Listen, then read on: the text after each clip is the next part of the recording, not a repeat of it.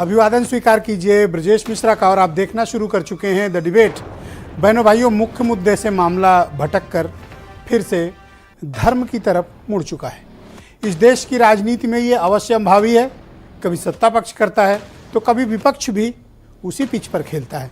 अब विपक्ष की तरफ से ज़बरदस्ती धर्म को इन्वॉल्व किया जा रहा है, और इस बार खास बात यह है कि उत्तर भारत से नहीं, दक्षिण भारत से इन्वॉल्व किया जा रहा है।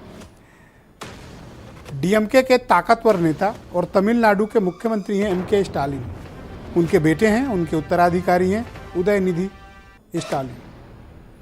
सनातन धर्म को लेकर की तुलना वो मलेरिया, डेंगू और दूसरे वायरस से करते हैं, और उनका ये मानना है कि ये खत्म किया जाना चाहिए। इस देश में सनातन और द्रविड़ियन ये दो अलग अलग विचारधाराएं रही हैं, लेकिन धर्म एक रहा है। द्रविड़ियन कुछ सनातन की कुरीतियों का विरोध करते हैं, लेकिन ये विरोध के साथ साथ अब इसके खात्मे की उन्होंने बात की है, या इसको लेकर उनके बयान बड़े तीखे हैं जो एक बड़ी कम्युनिटी को असहज कर रहे हैं। ऐसे बयान की क्या आवश्यकता थी, या ये जानबूझकर दिया गया बयान है? इसके पीछे की राजनीति क्या है, उद्देश्य क्या है, और चाहते क्या हैं स्टालिन? और क्या स्टालिन ने पूरे इंडिया अलायंस को असहज कर दिया है? जवाब है हाँ, और आज की चर्चा हमारी इसी विषय पर केंद्रित है। बहनों भाइयों, इस देश में धर्म और राजनीति एक ही विषय है, और इस विषय को समय समय पर राजनीतिक दल अपने हिसाब से भुनाते रहते हैं। इस बार सबसे आगे निकल गए स्टालिन और उनके बेटे। सनातन धर्म को लेकर उनके किए गए कमेंट्स पूरे देश भर में हलचल है, चर्चा है, और उसको लेकर आपत्तियां आ रही हैं। आनी भी चाहिए, स्वाभाविक बात है। बहुत लंबे समय से जो धर्म चलते हैं उसमें कुछ दिक्कतें आती ज़रूर हैं, कुछ कुरीतियां भी आ जाती हैं। उन्हें समय समय पर ठीक करने वाले प्रवर्तक भी आते हैं, महान दार्शनिक भी आते हैं, ईश्वर भी आते हैं, ईश्वर के भेजे हुए दूत भी आते हैं, जो समय समय पर इनको ठीक करते हैं, जो कुरीतियां हैं उसको हटाते हैं और धर्म को एक नए स्वरूप में प्रस्तुत करते हैं। धर्म वही होता है। बहनों भाइयों, सनातन धर्म का इतिहास इस देश के, इस विश्व के, इस धरती के सबसे प्राचीनतम धर्मों में से एक है, जिसको हिंदुओं ने अडॉप्ट किया।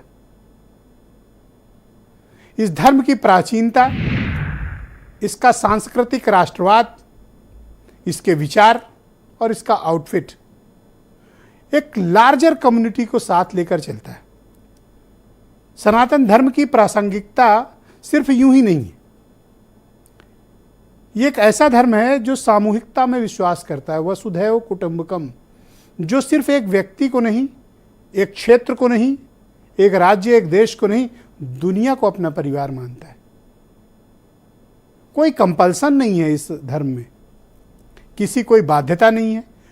और बहनों भाइयों, मैंने डिबेट के प्रारंभ में कहा, कुरीतियां सब जगह होती हैं। समय समय पर उन कुरीतियों को हटाकर धर्म के वास्तविक स्वरूप को रखा जाता है, और जो धर्म जितना प्राचीन होता है, कुरीतियां भी आती हैं और समय समय पर वो फिल्टर भी होती हैं। सनातन धर्म में भी यही हुआ, थी कुरीतियां, उन्हें ठीक किया गया। अभी भी कुरीतियां हैं, उन्हें ठीक किया जाना चाहिए, इसको व्यवस्था को दुरुस्त किया जाना चाहिए। लेकिन इसके सामूहिक खात्मे की बात करना ये अत्यंत अनुचित है। किसी धर्म को लेकर इस प्रकार की टिप्पणियां ये ठीक नहीं मानी जाती।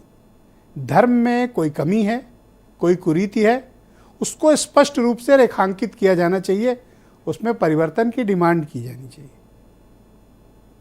लेकिन उसके लिए किसी के विनाश की या कोई किसी को खत्म करने की बातें करना यह निहायत गैर जिम्मेदारी की बात है, और ये सिर्फ राजनीति से जोड़कर नहीं देखा जाना चाहिए। करोड़ों लोगों की आस्था का प्रतीक है सनातन धर्म, वो इस धर्म का पालन करते हैं। और हिंदू कोई धर्म नहीं है, एक जीवन शैली है।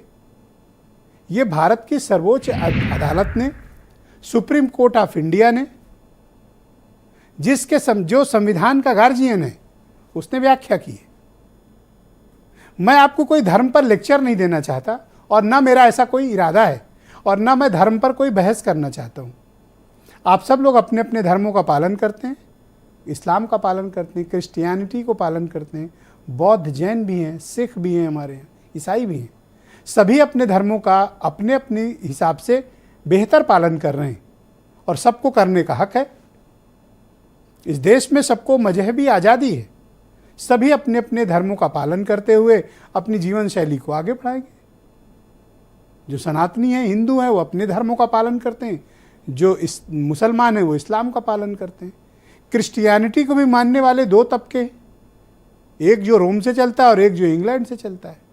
सबके अपने विचार हैं, लेकिन अंत में आकर मिलते कहाँ हैं? ईश्वरीय सत्ता के पास, तो गॉड। कुरीतियों पर चर्चा हम कर सकते हैं, लेकिन किसी धर्म पर उंगली नहीं उठाई जानी चाहिए। यह गलत है।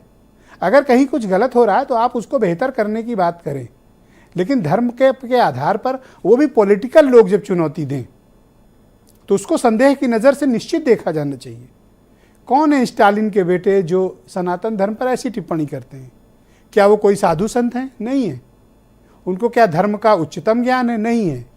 क्या उन्होंने कोई त्याग किया है जीवन में? बिल्कुल नहीं किया।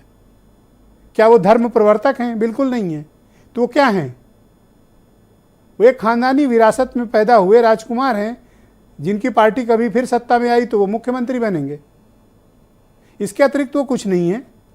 वो एक द्रविड़ियन है जो अपने विचार को फॉलो करते हैं, और द्रविड़ियन विचार का हमेशा से सनातन के इधर के विचार में, जो विंध्य के इधर का भारत है, उसके साथ हमेशा मतभेद रहा है।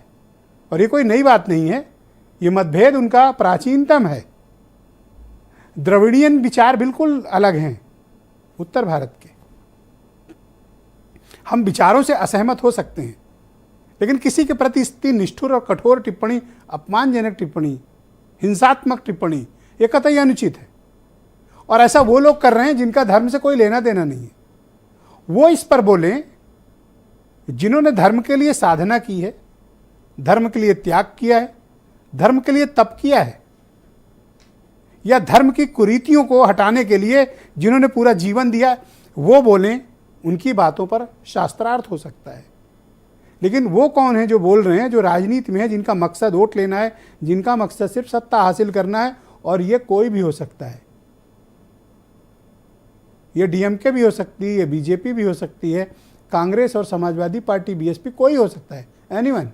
बट किसी को धर्म पर इस प्रकार की टिप्पणी करने का हक नहीं है। उन्हें तो बिल्कुल नहीं है। जो वोटों की तिजारत करते हैं, उन्हें तो बिल्कुल हक नहीं। आप बहनों भाइयों कुछ बयान सुन लें, फिर आज की इस दिलचस्प चर्चा को हम आगे बढ़ाएंगे।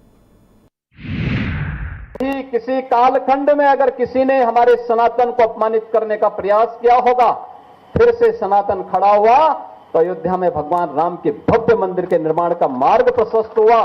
जैसे सत्य है, शाश्वत है, ऐसे सनातन धर्म भी सत्य है, शाश्वत है। हमें सत्य और शाश्वतता को सदैव अंगीकार करके सकारात्मक भाव के से आगे बढ़ना चाहिए। सबसे अगर प्राचीन धर्म कोई है तो वो सनातन धर्म ही है, क्योंकि ये वैदिक धर्म है। बाकी जितने हैं वो सब जो है 200-400 साल पहले, 2-4 हजार साल पहले, कोई 1500 साल पहले पैदा हुए। लेकिन सनातन धर्म यह अनादि और अनंत है।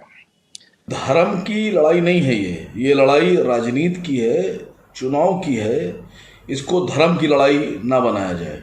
मैं उदयनिधि स्टालिन साहब को ये मशवरा दे रहा हूँ कि साउथ की सरजमीन पर भारतीय जनता पार्टी को पांव जमाने का मौका मत दीजिए। भाइयों आज की